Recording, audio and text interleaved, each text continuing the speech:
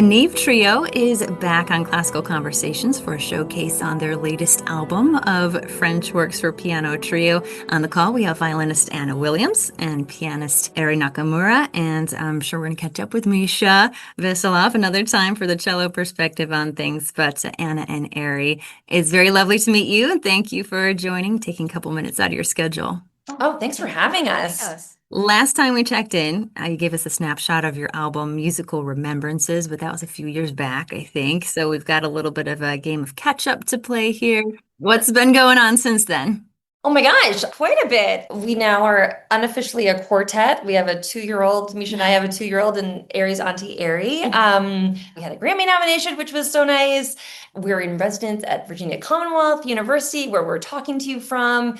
Yeah, a lot. I feel like I can't think of anything that kind of hasn't changed and evolved. And yeah, things are good.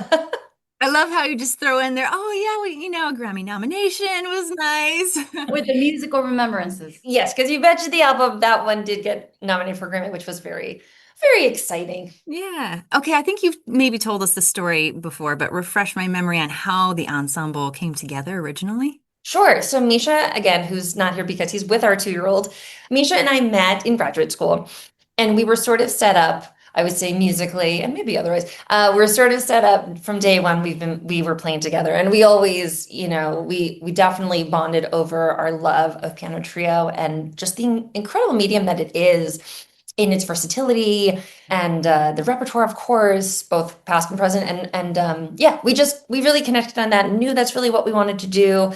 And then the stars aligned, and we met Eri a little bit later at a music festival out in the Berkshires. Yes, it clicked instantly. Actually, when we did a reading, I used to live in upstate New York, and they came to visit me, and then they read actually Brahms Trio, which is in the album of Musical Remembrances. And when we just read it, I felt like, oh, wait, we know each other? Like, why is it so easy? So I'm so glad that, that's we had the opportunity to record that, and because that's like the first piece that we play together. Yeah, that's crazy. I know. Yeah. And then I can only imagine, choosing a name for your group. How did you come up with Neave Trio? So that was really important because we really wanted to have sort of an anchor as to our why. And we had this very formidable experience, Misha and I, when we were first playing together. We met this wonderful man, a real lover of music, specifically chamber music. And we had the opportunity to play for him. I should mention that this person, Bruce, he had suffered an accident that had left him paralyzed. And so we played for him at his bedside. It was very powerful because after we played for him, which was really like a no-brainer, the least we could do, of course we would do it. He then shared with us stories about his life and his family. Most notably, he was a very proud father. He talked about his daughter, whose name was Neave. And so that sort of moment really encapsulated for us this extraordinary power of the medium to connect us to one another on levels we're not even aware of. So that sense of him and community and exchange was really important and serves as our sort of northern star. Have there been other moments over the years where you felt re-impassioned, maybe not only by Bruce's memory, but also with other interactions with listeners? Oh yeah, I mean, I think we've talked about it a lot, that the most incredible experience is when someone will come up to us after a concert with tears in their eyes, and they'll be clearly moved and moved also to share with us about themselves and about, I'm thinking specifically of this person who came up to us after a concert in that situation, teary, and saying that this piece was so moving to her and that it brought up the emotions of missing her mom and, just being able to connect with people on a really human level, which again, this medium is just so powerful in its ability to do that. And we're just sort of vehicles for it. So it's really a privilege. And when people let you in that way, it's such a reminder of how much bigger it is than all of us.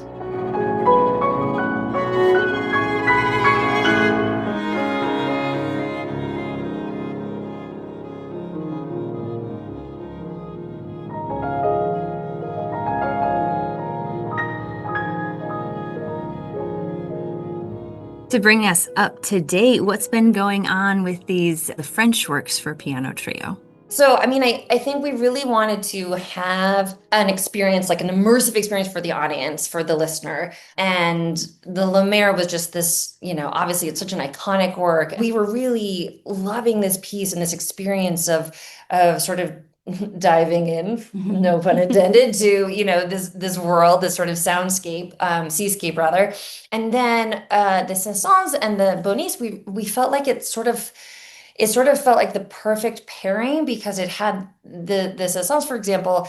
Obviously, it's a different vocabulary than the La Mer, but much more romantic. But it starts with this sort of waves and this sort of motion that it kind of sweeps you up into, and then of course there's other structure that takes over. But we felt like it sort of set that feeling and that mood in a more romantic vocabulary. And then the Bonis is that sort of, she captures that sort of shimmery, impressionist color and feeling, and the only sort of overtly programmatic work would be La Mer, but we felt there was sort of this element in, I mean, certainly the Bonis has that in its title, but also kind of throughout. So we wanted it to be an immersive experience for the listener. As far as La Mer goes, Eri, what was the piano score like to that? And I guess I'm curious to know because sometimes, especially piano reductions, can be crazy. The piano can be pretty heavily burdened.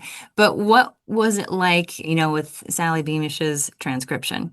It was absolutely challenging to create the colors and the grandioso of the feeling of the symphony as Sally geniusly intended to bring out in the piano. So there were a lot of tremolos. Like I'm getting a little technical here, but a lot of tremolos. Like there, it can be timpani, it can be the rolling, the cello sound.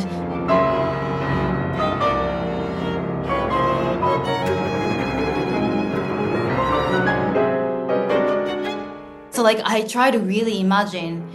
We did study the score as well. A lot of listening and just like try to imagine my left hand. This is like a horn, and like just to add that atmosphere for my members, so they can feel like it's an orchestra. Yeah. This is a lot of imagination and color thinking. That was the most challenging thing in the piano. What are some of the qualities about these pieces that particularly piqued your interest? Wasn't it the colorfulness and just like this, like it really stimulates our imagination because like when we rehearse we really think about color and then the tone, really the clear image. Yeah. And again, I think that sort of helped it to feel like, okay, if we're in this sort of immersive world, like it helped us to go for that. And the titles really helped us too. The Melbournies, the Soir and Matan, like the way she thought it. So like we try to imagine, like the shimmering, this like misty morning, or There's all the water, the mist on the water, the sunrise, or So we could really connect it to the La Mer, the feeling of the imagery of shimmering water, bobbing, or like the light coming in the windows, sparkling in the morning, or whatever. Yeah. So it was really fun for us.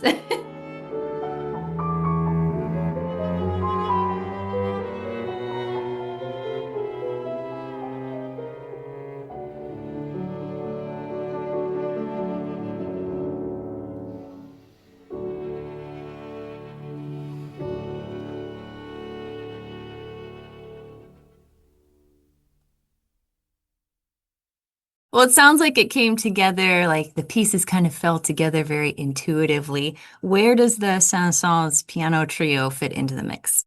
Well, there's a lot of dances. I mean, of course, the color, and it's really a play of rhythm and colors. And, there are a lot of the two movements that's like a dance-like. So it's like it kind of fits with the dance of the waves, Right. Yeah. Right. It's like frolicking, the feeling. It could be rustic. Of course, it's more traditional. There's like a big fugue in the last movement, but gets really fast. It really gets fast too.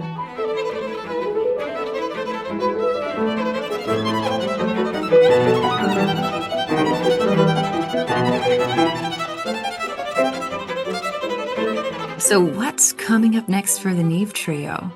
Oh, My exciting. gosh. Well, there's kind of a lot. We're really excited about the upcoming season. We're going to be making our official London debut at King's Place, which is very exciting.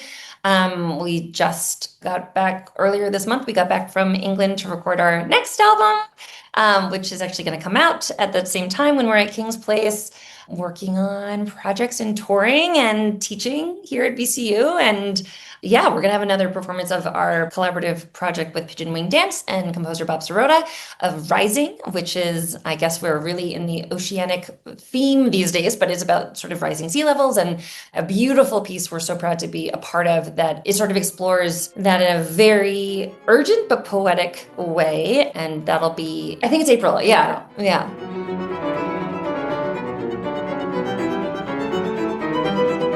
We're going to have our work cut out for us keeping up with all of you. Thank you again, Anna and Eri, for your time. It was great meeting you, and let's stay in touch. Yeah. Thank you.